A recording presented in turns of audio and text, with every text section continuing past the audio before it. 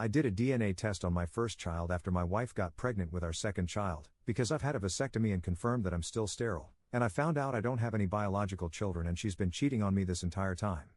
Posted by you/Throra2 unsure. We spent 2 years together in college and got married the fall after we graduated. We spent 2 years exploring our relationship and finally settled down, ready to raise a family. She got off birth control and her libido took off, but it took 3 years for us to get pregnant. Eventually, we had a beautiful girl. After a couple of months, my wife got back on birth control and had a hard time with it. Her doctor switched her medications several times, but she experienced bad side effects with each one. We talked about it and were unsure if we wanted another child. Since it was easier for me to get a vasectomy reversed later if we decided to have more children, I had the operation. That was 3 years ago. After coming off birth control, my wife felt better, and Segs has been worry-free since we could no longer get pregnant. We actually have Segs more now than we did in college. Then, 3 weeks ago, my wife was late for her period, which isn't that unusual for her. I noticed she had some tenderness in her chest and started showing what seemed like signs of morning sickness. I know there have been cases of nature reversing vasectomies, so I went to the doctor and had my sperm count checked. The verdict was that I'm still sterile, but I didn't tell my wife. My wife eventually went to her doctor and confirmed she was pregnant. She asked me to go to my doctor to get tested. I didn't go right away because I was literally sick from the stress of the situation. I had all sorts of sick scenarios going through my head. In the end, I got retested and took my daughter in for a DNA test. I got both test results back today and got violently ill after reading them. Yes, I am sterile, and no, my daughter isn't mine. When my wife got home, I showed her my test, and she denied any wrongdoing, claiming there was a problem with the test. I showed her the test from last week, and she broke down crying. I finally got her to tell me who she had slept with and that it only happened once, that the condom must have failed. I made her tell me the story 3 times, and each time I asked her if that was the whole truth and if there was anything else she needed to tell me because another lie would mean we were through. She said that was the only time and that she had never done anything like that before. I told her how much this hurt me and asked how she could do this to our family and if it was worth it. I asked if she wanted a divorce, and she pleaded with me to forgive her and put this behind us. I said I couldn't raise someone else's child and asked if she would be willing to terminate the pregnancy in order to stay together. She cried the rest of the night, but when we went to bed, she said she would do whatever it took to save our marriage. I never brought up the DNA test. I will contact a lawyer next week to see what my options are regarding child support for our first child. If she had come clean about the father of our first child, I could have swallowed my pride and tried to work to forgive her, but she thought she was in the clear and didn't need to confess to anything else. There's no telling what I'll never know. Top/relevant comments. Additional info from OP. Depending on my lawyer's advice, I plan to tell my mom and dad about the situation ASAP before my brother lets it slip. Editor's note, OP mentioned in another comment that he broke down and told his brother, who is the only one that knows so far. If my wife doesn't tell her family about the affair, I will if we go over there for Christmas. I may reveal a copy of the DNA test then as well. I know from friends who have gone through divorces that moving out is a bad idea for a legal claim to the house. Again, it depends on what legal advice I get tomorrow, but my wife doesn't have anyone nearby she could move in with, and her moving back home would mean not being able to keep her job. Some people here and a couple of friends have said I shouldn't turn my back on her/our daughter and that it's not her fault. But she has her mom's green eyes and blonde hair, and I know that when I look at her, it would be like rubbing salt in an open wound. A healthy relationship with her going forward isn't likely. A few weeks ago, I was hurt but kind of numb. Now I can feel the resentment, anger, and maybe even hate starting to fester more and more each day. I think a check-in with my doctor may be in order to see if he can refer me to a therapist or counselor. Commenter. Quick question, is the affair partner married or in a relationship? Is it possible that they're the father of both children? If they are married, then she needs to contact the affair partner's wife. OP's response. The affair partner is married but didn't live in our state when the first child was born. I have no evidence that she's telling the truth about who her affair partner actually is, so telling his wife without proof seems unfair if my wife is lying. OP adds an edit to his post. My lawyer is awesome. She had me bring in a bunch of paperwork, bank statements, and my medical and DNA results, and had me tell her my story. Her assistant sat in with us and took notes while my lawyer went through my documents. After I finished, she asked a few questions and spelled out my options. I live in an at-fault state, which is good and bad, good in that it gives us leverage, bad in that it takes longer and is much more expensive. In the case of the first child, if my wife agrees to sign the papers, my liability for child support is an easy fix. If she doesn't agree, then a court-ordered DNA test and a judgment from the court can remove me without my wife's consent. Either way, I will most likely not have to pay child support. One way is just more expensive than the other. Since my wife has a good job and earns close to what I do, she didn't think the judge would award her any alimony. All of that, plus dividing up property and other things, can be negotiated before a judge gets involved. The bad news was that due to the holidays, they couldn't have the papers ready before Christmas, but definitely would before the end of the year. She advised me to say nothing until she got served. She gave me a list of things to do before and after Christmas, before they served my wife.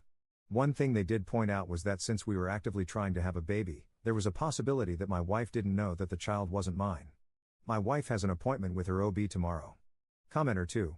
What was her response? Is she going through with the termination? Ops response. I believe so. She has an appointment with her OB tomorrow. Commenter 2.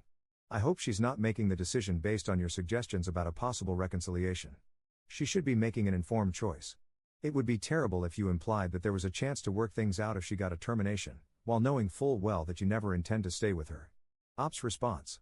No, she has no desire to carry this baby to term. She told me this morning before I left for work that it was best for everyone involved if she had the procedure done. Evidently, her affair partner knows and wants her to terminate even more than I do. Commenter 3. The fact that she is still in contact with the affair partner is not good. Ops response. His son goes to the same daycare as the daughter, so they run into each other during drop-off and pick-up sometimes. I'm picking up the daughter today. I was thinking about asking him if he's told his wife yet. Additional info from Op. I went by the daycare to pick up the daughter and was hoping to have a word with the affair partner.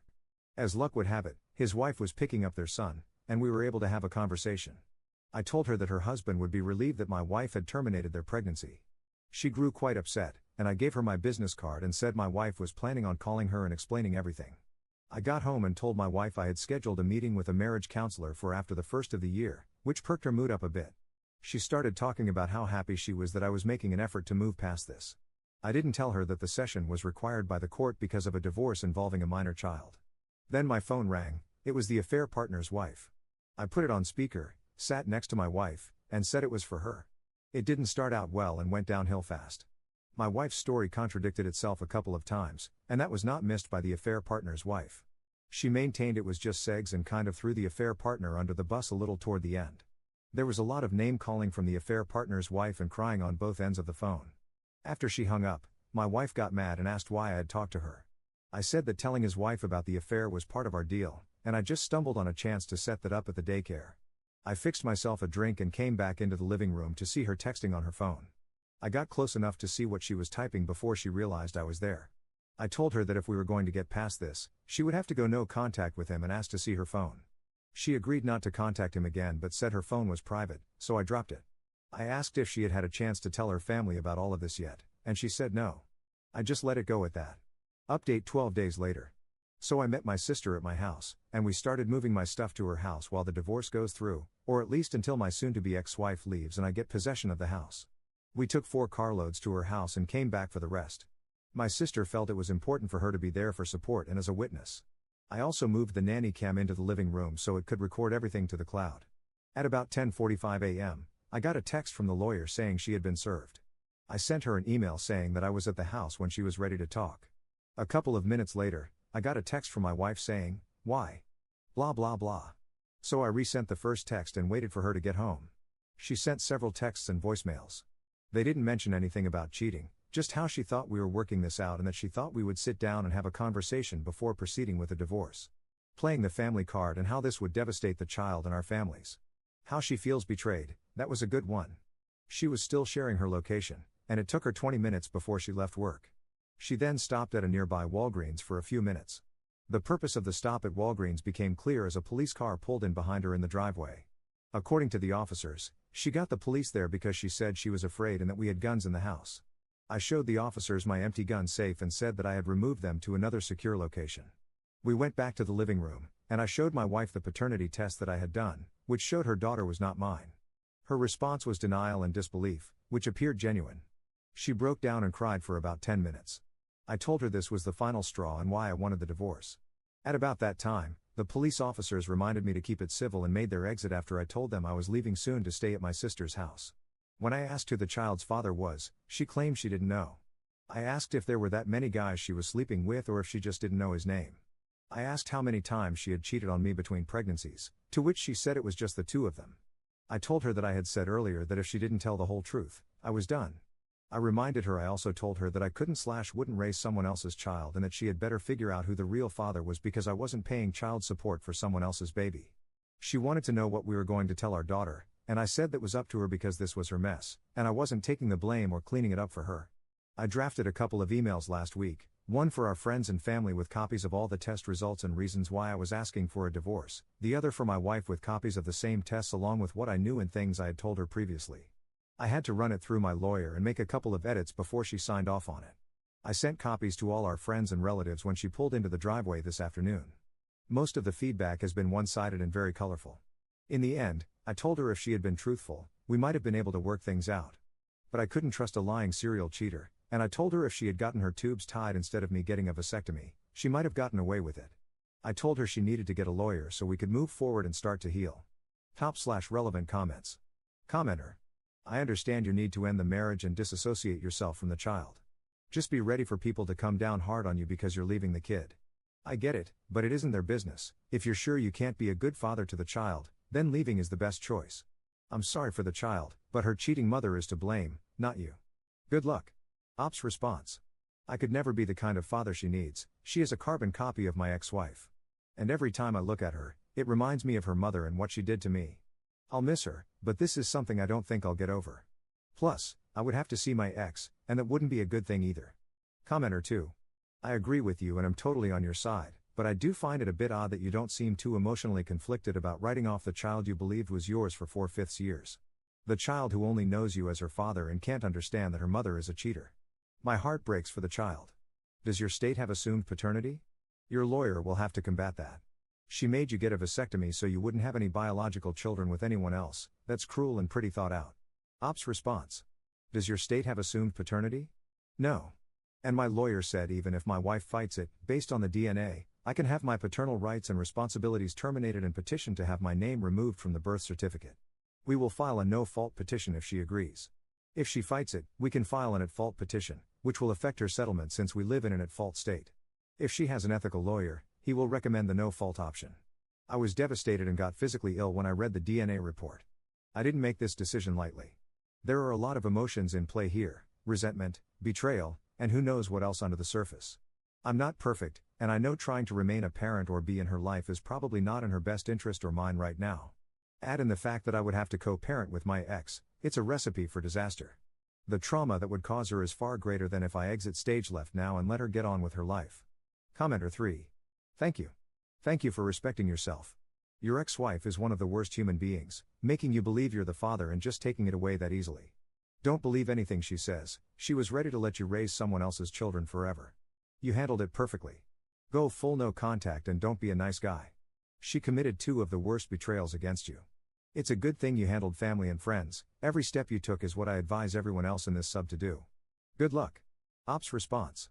Her reaction to the paternity test seemed credible. I think it's possible she truly believed she was mine.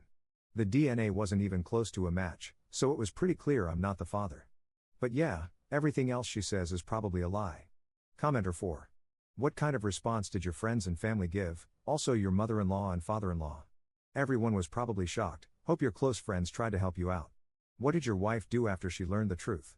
Did she message you back or try to say that you should raise the child? After all, you did your best. Now you need to heal and find yourself a wife who is loyal and loves you. Hard times are going to come, but be sure, you're going to get through it. Good luck, buddy. Ops response. So far, there has been shock and disgust from most. The paternity test is what hits hardest for most of them. A couple of people weren't surprised about the cheating part, even though they never said anything before. It's surprising that none of her close girlfriends have jumped to her defense. My father-in-law sent me a sad email trying to take the blame for not raising her right. He wished me well and said he would pray for me. The ex-wife messaged me a couple of times about talking it out. I think she still wants to save the relationship.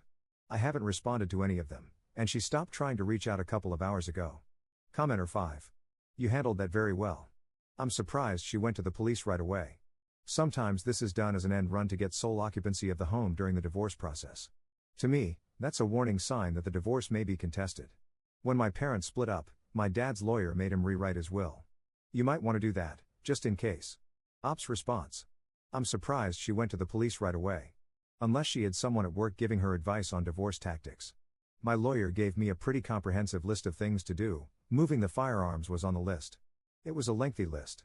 Since we're living in an at-fault state, and with the evidence we have, if she contests the divorce, it will not go in her favor. Op adds an edit to his post. We had our second meeting with the lawyers today, and we signed off on almost everything except the house. We're still waiting for an appraisal to come back to figure out the split. Motions were filed today, and a court-ordered paternity test was scheduled for all three of us. Since my soon-to-be ex-wife didn't fight me on anything, we filed a no-fault divorce petition.